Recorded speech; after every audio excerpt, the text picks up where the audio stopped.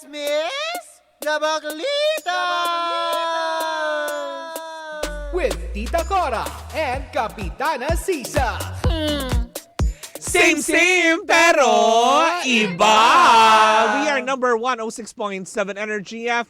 Pangga, wag mong sabihin radyo. Sabihin mo, ano? Yan! Hello pa rin po sa lahat ng ating mga pangga na patuloy pa rin pong nakatutok sa atin. Ayan, kayo patuloy pa rin pong nakatutok sa Energy FM. Yes. Muli po ako po si Kapitana Sisa. At ako naman po, ang may baby sore. Ay, wow. Baby sore. Oo. Ang cute kasi ni Bingbing. Truly, hindi ba? Ako po yung Tita Cora.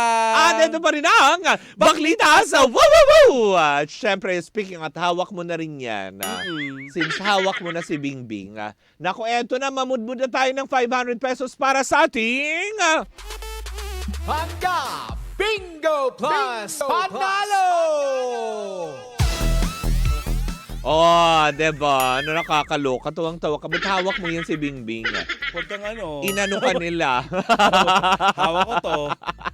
Nakakaloka. Hello So, sa lahat ng ating mga ano. Ayan, pangga at dyan syempre Bingo sa lahat pa Plus. rin po ng ating mga pangga na patuloy pa rin po nakatutok. Naku, eto na pagkakataon nyo na makapag-uwi ng 500 pesos sa pamamagitan lamang ng pagtutok. Wow, sarap. Pag tinutok, kailangan tandaan saan itinutok ko. Yes. Eto na't bobolahin na ang Bingo Plus lucky number for the day para sa ating pagka Bingo Plus panalo. Ayan, na nakakaloka. Para Porque sa programa. embutido, numero 1. Ano? Wow! 35. Wow! Ulitin lang natin. Porque embutido, Oo. numero 1. Oh, 35. Yan ang lumabas na numero na dapat ninyong tandaan para sa programang Baklita. Vamos! Ang numerong 35. Wow! Nakakaloka. Yan. Hola, baklaha mexicana. Kerekeka. Numero? Arriba.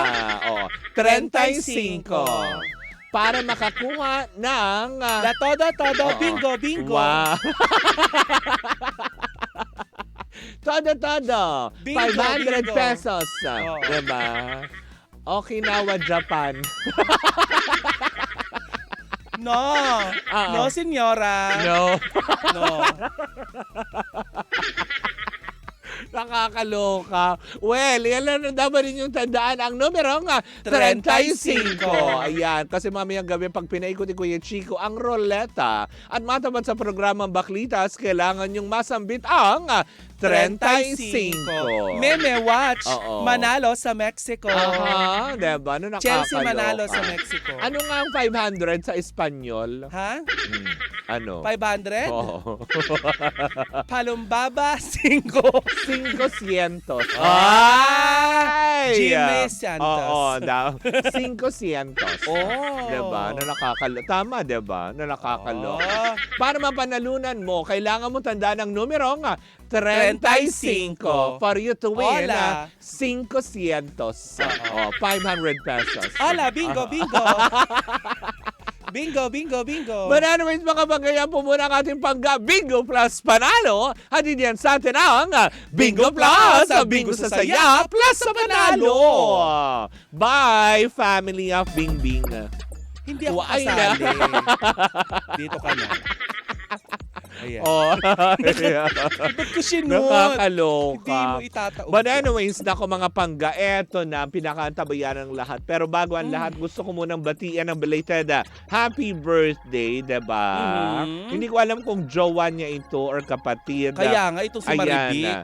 Etong si, nasaan na yun? Si Elson James Santos, may pinababati siya. Si Christine Joy Likudan Santos, belated happy birthday sa'yo, Christine.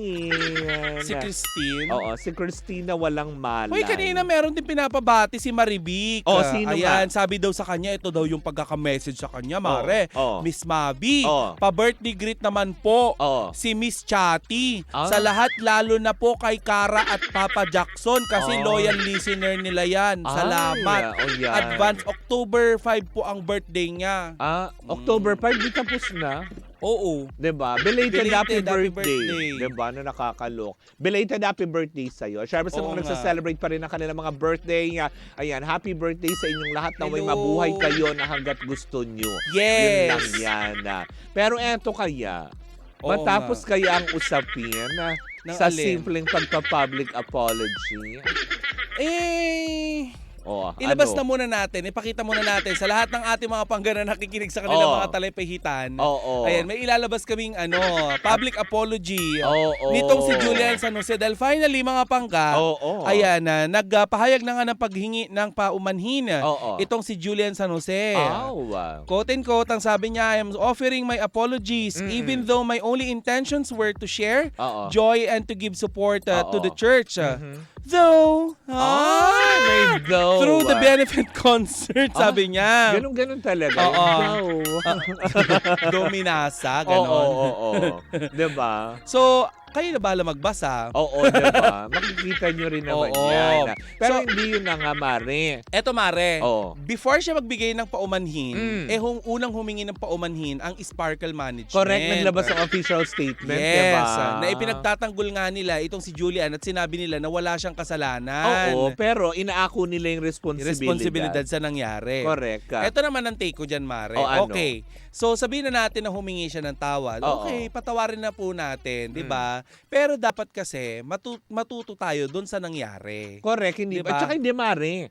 Alam mo yun, nangyari na pala din ito dahil 'di ba sinabi nga natin, 'di ba doon sa unang balita, nakaraang araw na ibinalita natin 'yan, na first time natin makarinig at makita na may nag-perform pala. Way back 2021 pala, si Katrina Velarde din.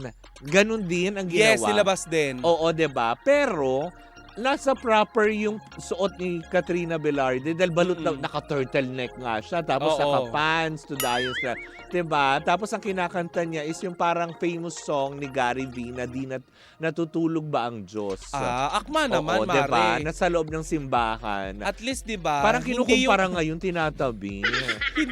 Oo. hindi yung anak ni Chris ang tinatanong kung natutulog ba. Talaga ba? Natutulog ba si Josh? Si Bimbi, gano. Oh, shucks! Di ba? Actually, wala akong nakikitang mali dun kay Katrina Velarde. Correct, 'di Diba? ba?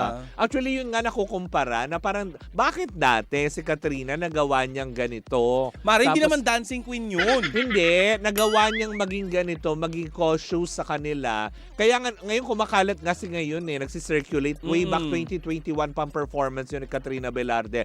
Nasa loob din ng simbahan pero nagpakaakma naman.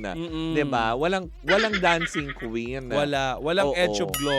Oo, parang kasi 'di ba, yun nga yung sinasabi ng ilan na we have to be very cautious. Parang wala tayong nakitang paghingi ng paumanhin sa panig naman ng simbahan na na kumuha. Ay, hindi. Ano daw, kumaga parang yung naman, yung simbahang, yung kumuha, yung kura paroko Oo. na yun. Mare, parang, alam mo yun, hindi ko alam kung pinatawag na ba ng CBCP, pero humingi na rin ng paumanhin. Nagbigay na rin ng public apology mismo yung kura paroko nung naturang church na yun, na yun nga, kumbaga parang inaako nila yung responsibilidad na may mali sa nagawa nga na Yes. pagko-concert nga doon. Nabasa nga natin sa comment section ng ating ng ating YouTube channel, 'di ba?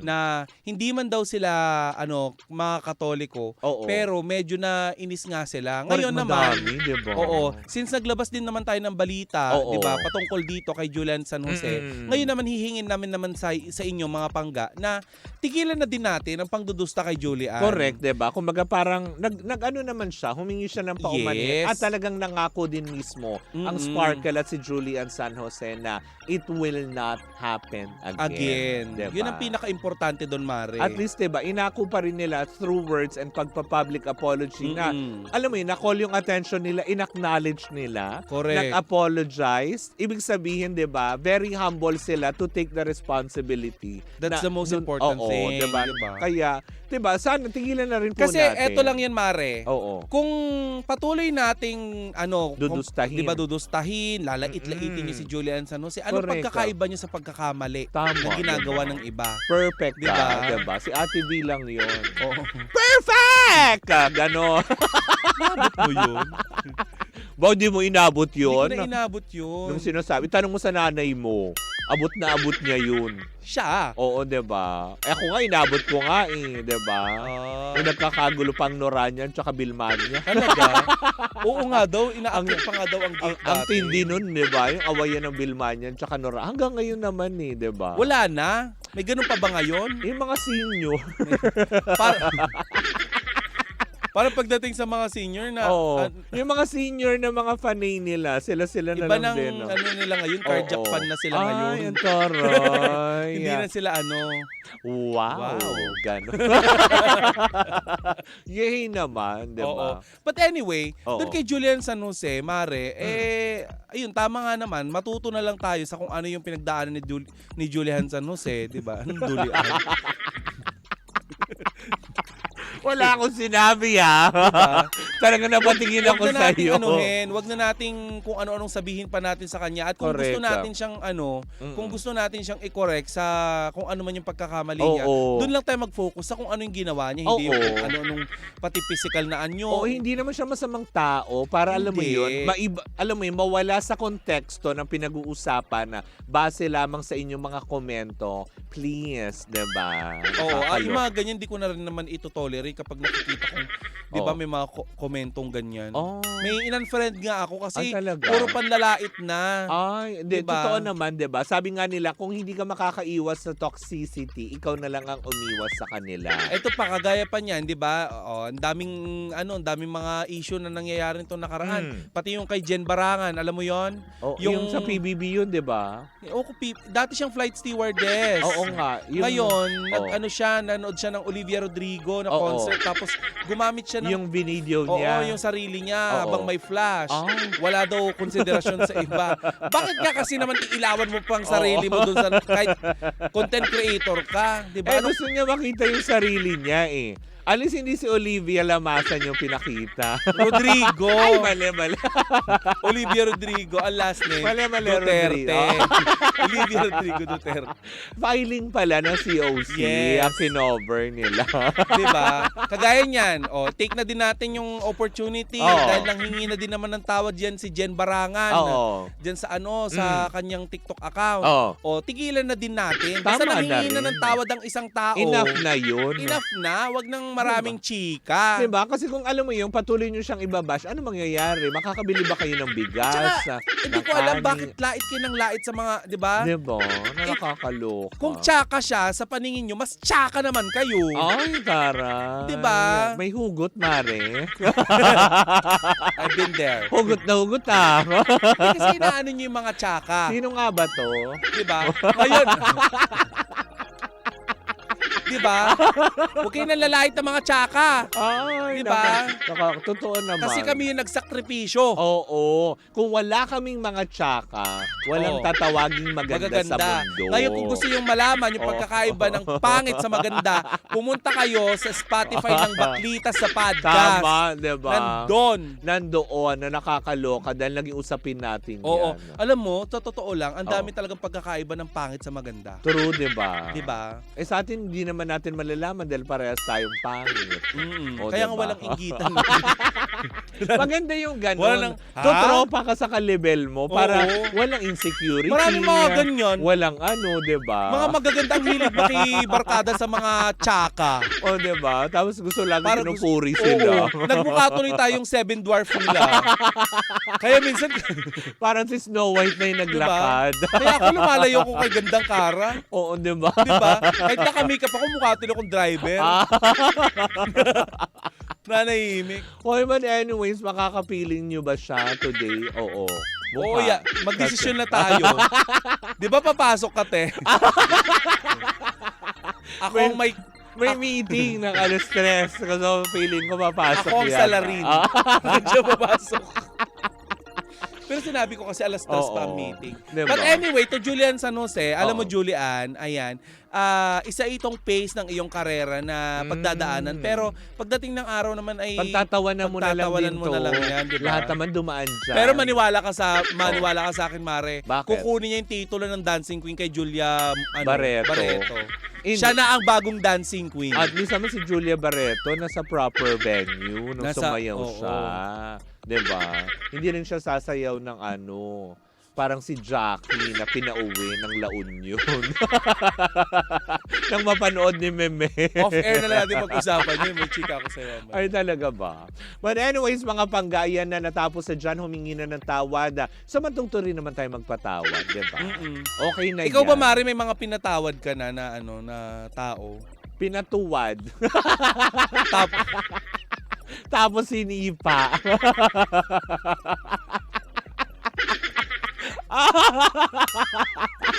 Ikaw, ha?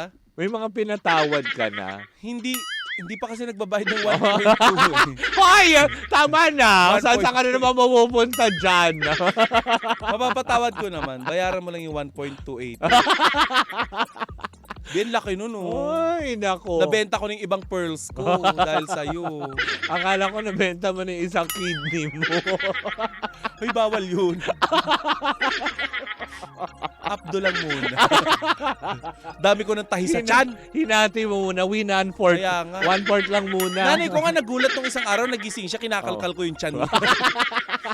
Hindi. Healthy pa. Ano pa ba pwede? Sabi ko, Mi, wag ka masyado nanay mo nagbibetchin pala na. ka? Binayopsi mo, gano'n. Hindi ko na mabenta yung kidney mo. Wag ka masyado nagbibetchin. But anyways, nako mga bangga, happy Friday sa inyong lahat. Muli po ako po si Kapitana Sisa.